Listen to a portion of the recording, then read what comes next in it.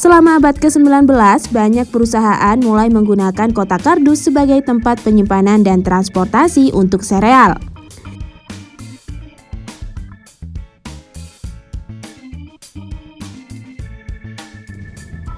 Hai kids, siapa nih yang punya kardus di rumah?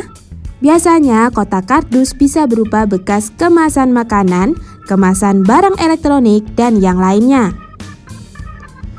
Kotak kardus terkenal serbaguna karena kita bisa memanfaatkannya menjadi tempat menyimpan barang yang jarang dipakai, karya seni, sampai jadi tempat bermain kucing peliharaan. Tapi bagaimana ya asal-usul kardus? Penasaran? Yuk kita cari tahu bersama. Penemuan kemasan makanan.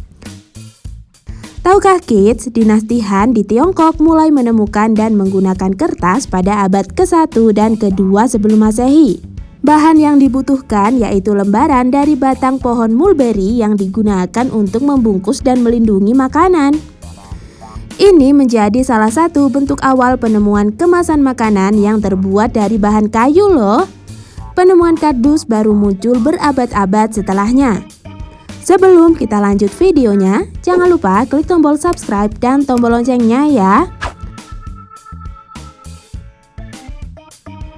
Penemuan kardus.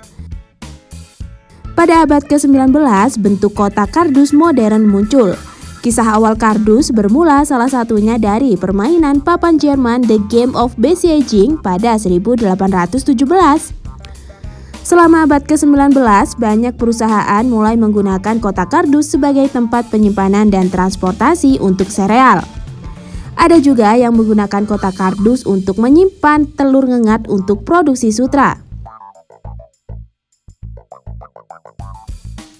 Perkembangan kardus. Kardus semakin berkembang dan berinovasi berupa penambahan bagian yang bergelombang di tengahnya.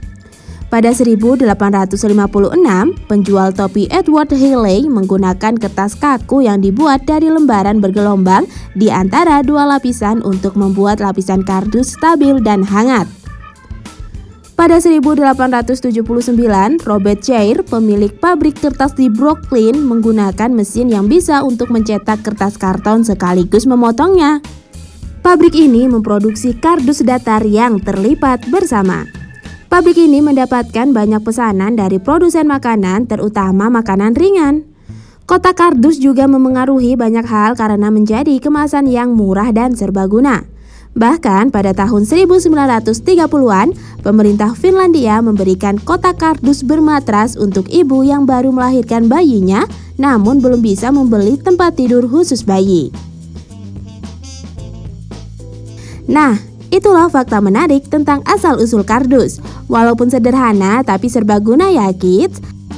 Sekarang kita cari tahu yuk penyebab gigi bungsu tumbuh paling akhir. Sampai di sini dulu ya videonya. Jangan lupa like, komen, subscribe, dan share ke teman-teman lainnya ya kids. Bye-bye!